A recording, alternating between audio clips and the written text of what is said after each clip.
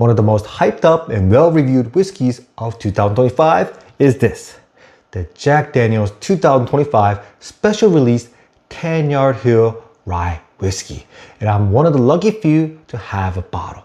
But how much better could it be than one of these beauties? Jack Daniel's single barrel proof rye, especially a good store pick from the other famous hill, Coy Hill. So I'll let you know two things today. First, how do you find a Coy Hill rye whiskey, or hopefully even a Tanyard Hill? Second, and most importantly, is it worth the trouble? Is it worth the time investment and sometimes a lot of money to get the Tanyard instead of a nice Jack Daniel's single barrel pick rye whiskey? Well, I'll let you know right now. Oh yeah. Welcome to Whispering. My name is David. So how do you tell if your regular Jack Daniel's single barrel proof rye is from Coy Hill, Tanyard Hill, or from some other place in Jack Daniel's?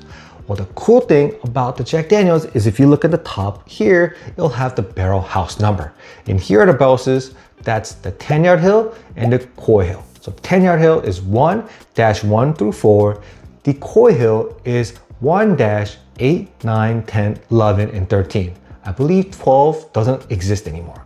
And so if you find those barrel houses right here on the side, that means either from Tanyard Hill or Coy Hill. There are subtle differences that make the Tanyard Hill much more attractive, even if you just look at the specs. So first, the regular Jack Daniel's single barrel proof rye, well, their age is non-stated and it could range anywhere between 4 to 7 years. Now, there have been some barrel picks that is rumored to be closer to 9 years old. And so hopefully that's true. But again, it's not stated on here, so you don't know. With the Tanyard Hill, it does have the bottling date or the barrel date and the bottling date. So for this one, it's almost 10 years old. It's like 9 years, 10 months. And so the special release is gonna be a little bit older. Also, especially with this Tanyard Hill release, the proof is most likely gonna be higher as well. I believe I saw some as low as 133, 134, but some as high as like 148, 149. While the regular barrel proofs, I've seen a lot. I've seen some at like 138, 139, but you also see some at like 121, 122 proofs. And so the proof is also gonna be slightly lower, most likely on the Jack Daniel's single barrel picks. Now, the ones I have, this one is 134.2 proof, while the Tanyard Hill is 142.3 proof. So these are both really high proof rye whiskeys. Oh, and the one I have, the single barrel pick, is 1-13. So this one is from Coy Hill, and again, versus Tanyard Hill. So it's gonna be a fun and interesting battle. And of course, one of the biggest differences is the price. For the Jack Daniel's single barrel proof rye, these regular ones, sometimes I see it for $50 to $60. For store picks, they do get it bumped up to about $70 to $80, but still a great value. The Jack Daniel's special release Tanyard Hill, the retail price, the MSRP is $90, which would be awesome for us to find. And I'm pretty sure if that was the case, it would definitely be worth the upgrade. So I'll let you know if there's a big difference between these two and what's the most I'll pay for a Tanyard Hill after tasting these two bad boys right here. None of the questions are gonna get answered by me just talking. So no more, let's get drinking, opening ceremony. Oh. All right, these have been opening up for about 15 to almost 20 minutes. I did want to give it a little extra time because of the high proofs and because I just wanted to give them the best chance to taste as good as they possibly could be. So first, I'll start with this one. Now, again, it is a hero selection. Oh, and I want to thank Danny. He's the one who actually got this for me. And I absolutely appreciate it because without him, I don't have any access to military bases, so there's no way I would have got this pick. But again, there are great picks out there from regular liquor stores. So first, the nose. Oh man, this nose is sensational. By just the nose, I'll never would have guessed it was a Jack Daniel's. It has this deep, sweet cherry note that I just get only from, let's say, a really good stag. I mean, it has, oh my God, that cherry is amazing. Absolutely no banana, so wow. Yeah, my nose, I would have never, ever guessed it was a Jack Daniel's. But Let's see if I get the same thing in the palate. Cheers, guys.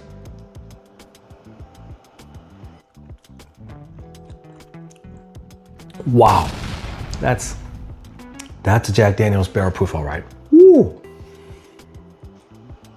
Well, initial sip comes in strong. It comes in with a spice punch that feels good. It's like a really nice spice or spicy food, right?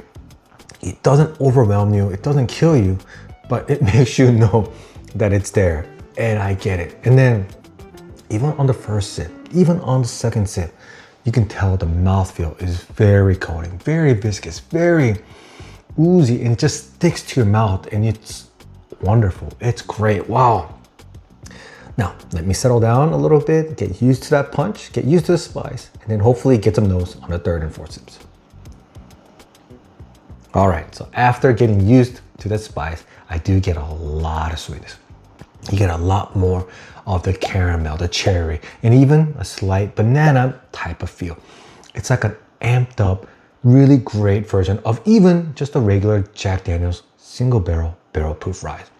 I could see why some store picks are older and some of these are especially higher proof, because it does give a little bit more of that oomph, a little bit more of that punch than you usually get from those regular ones. And those regular ones are punchy as well. So this is a delicious bourbon or rye, delicious whiskey. There you go. It's just delicious. And the mid and the finish is smooth as hell.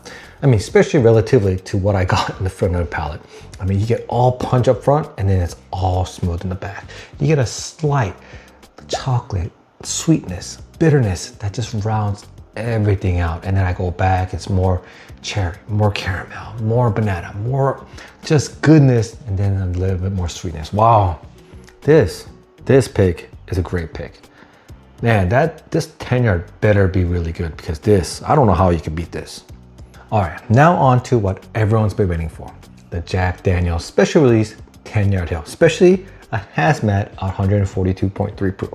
I mean, again, retail 90 bucks. Luckily, I got it for 90 bucks, but I've seen these go for $500-600 or sometimes more depending on how high the proof is. And so first, let's get to it, the nose. So the nose, at least on the first, wasn't that impressive. But then as I got to the second and third and fourth sniffs, I guess, I just recently did a Thomas H. Handy review. And this reminds me of that nose, that candied orange juice, just squeezed and just concentrated all type of nose on this beautiful whiskey. Again, I would have never guessed it was a Jack Daniel's. I would actually guess it was a Thomas H. Handy. Ooh, this is fruit, orange, Julius goodness. Ooh. But as I always say, nose can be a 10, but the palate better also be a 10. All right, cheers, guys.